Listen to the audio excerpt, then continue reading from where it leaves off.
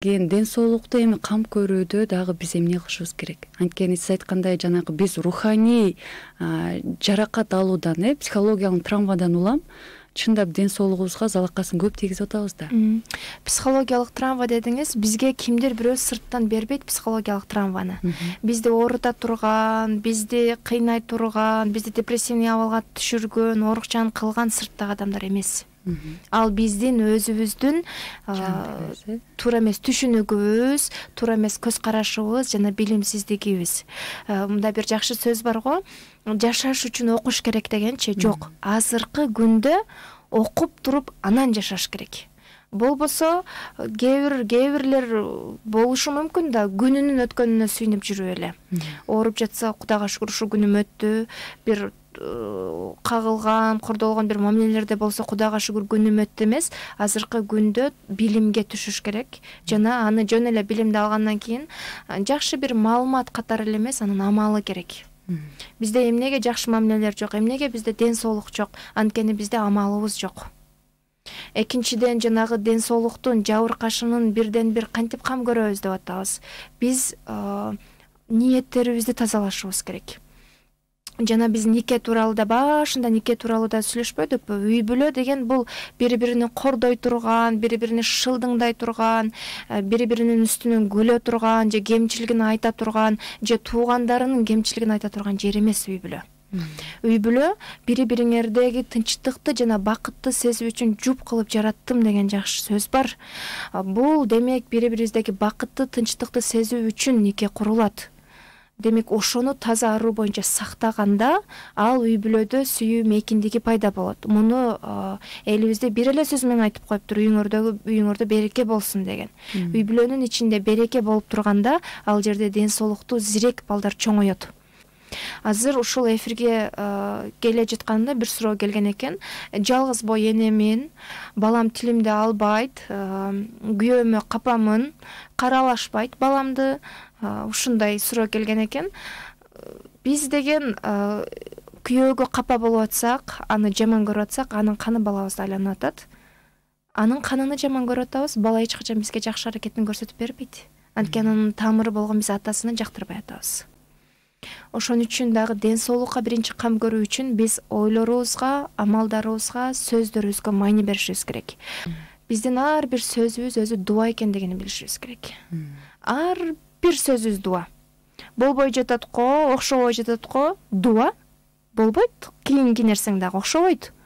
Мен дайыма аракет кылсам дагы болбойт, канча позитивдүү ойлоноюн десем дагы болбойт. Сөз эмнеден башталып атат? Болбойттон башталып атат. Ошону дуа кылып атат, ошол нерсенин натыйжасын ала берет. Азыр ошо бир кыз менен иштеп атабыз. Өзү жеке практикамда дагы эле эпилепсиядан результат болгон. Кичинекей баладан болгон. Эне ойлоруну өзгөрттү, баласын караган сайын уф деп өкүнбөй, тескерисинче ушул баланы караган сайын ал өзүнү түздөөдү.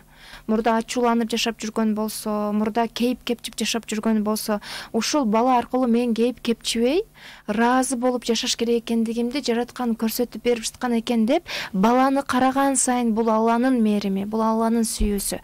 Таза зат пендесини дагы таза кылып жараткан деген эле көз караш менен карап, ошонун эле натыйжасында баланын анализи таза чыккан.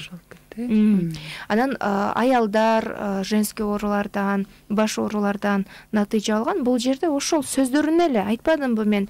Биздин ар бир оюбуз, ар бир сөзүбүз дуа. Бир убакытта мен тайнамайчу эле бир мезгилдерде жасаган дуаңар кабыл болот десе, биз аябай күтүп отуруп, айдын чыгышыбы, күндүн батышыбы, же кайсы убакыт деп өзгөчө күтүп отуруп дуа кылчу элек да. Ал бир убакыт эмес экен. Ал ар бир секунд экен. Адамдын ар бир секундта ойлогон ою, сүйлөгөн сөзү бул дуа экен. Тилек экен. Сөздөргө майны бериш керек экен. Тирүүнөн чыккан сөз да тирүү болот экен. Тилек деп кыргызда дагы сөз бар. Тилиң менен эк деп жатат. Эмнени экип жатабыз? Балдарга эмнени салып берип атабыз? Балдарды урушуп, салыштырып, кемчилигин айтуу, мен баламды тарбиялап жатам дейбиз. Жок, бул өлтүрүү менен барабар. Бул өлтүрүү менен барабар.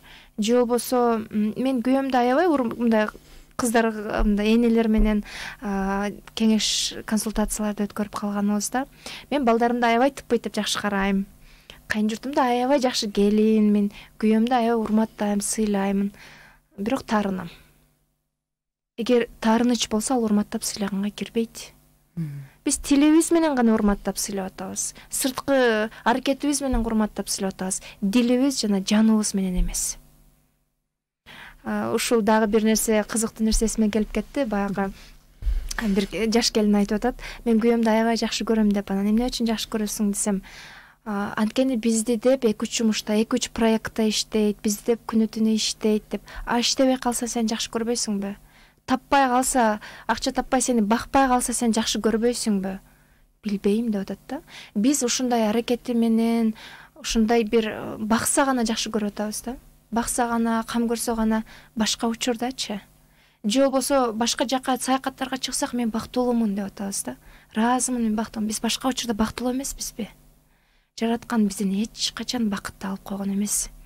Бакытты алып койбогонуну билгенибиз үчүн дагы биз дайыма аны менен бир экенибиз билгенибиз үчүн дагы дуа кылабыз. Бир биз алган эмес, ал бизден бакытты эч качан алып да койбойт. Биз өзүбүздүн ойлорубуз менен, өзүбүздүн билимсиздигибиз менен биз өзүбүзгө өзүбүз заалым кылабыз. Кызгануу менен, өзүбүздү салыштыруу менен биз өзүбүзгө өзүбүз заалым кылабыз. Негизи жанакы Аллахка болгон сүйүүнү биринчи орунга коюшубуз керек да. Бизде чындыгында кээ бир учурларда Аллах эмес, инсанды биринчи орунга кое алган учурлар да кездешип калат. Балким ошол учурдан да биз көп адашабыз. Анан ниеттер амалга жараша дегенде мен акыркы учурларда өзүмө көп айтам. Биз ар бир сүйлөп жаткан сөзүбүзгө маани беришибиз керек. Анткени биздин эки жагыбызда периште турат. Биз жөн эле сүйлөбөшүбүз керек.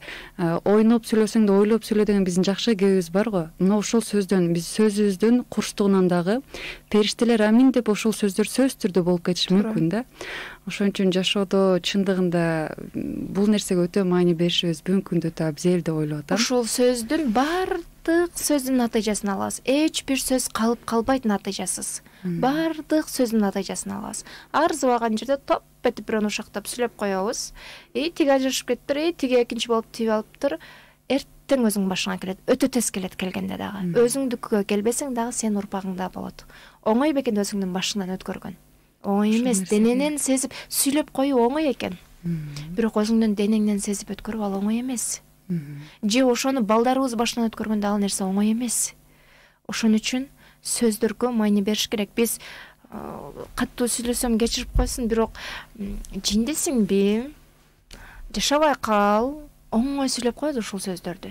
Эртең ошол адамдын акылына туура келбеген иш аракеттерди жасап калганда анан эмне үчүн дейбиз. Ал жерде дагы биринчи күнөөлөгөнүбүз жараткан болот. Кайсы күнөөм үчүн Аллахты алам депчи, өзүбүздүн сөзүбүздүн натыйжасын алганыбызды билбейбиз да. Анан өлүп кал, эртең өлүм менен барабар ооруларды көтөрүп калат.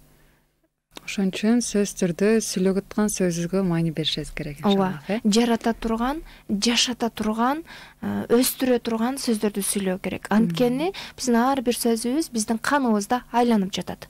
Ошон үчүн дагы биздин каныбыз качан таза болот? Биздин ойлорубуз, биздин амалдарыбыз таза болгондо. Ошондо адамдын ичинде таза кан айланат дагы, кийинки урпакка дагы таза кан өтөт. Ошон үчүн дагы биз суюктуктан анализ тапшырабыз да, кандан анализ тапшырабыз, мачанан анализ тапшырабыз. Баягы микроб, лейкоцит, ушундай микробтор бир туура эмес тамактан, абанан пайда болбойт. Бул биздин сөздөрүбүз ошондо кир болуп кеткендиктен пайда болот. Акыйкатка туура келбеген сөздөрдү сүйлөөнүн натыйжасында пайда болот. Анан ошол кир сөздөр кийинки урпакка дагы өтө берет, анан эртең алар дагы ал маселени чечкенге өтөт. Ошон үчүн азыр ар бир эне өзүнө жоопкерчиликти алыш керек.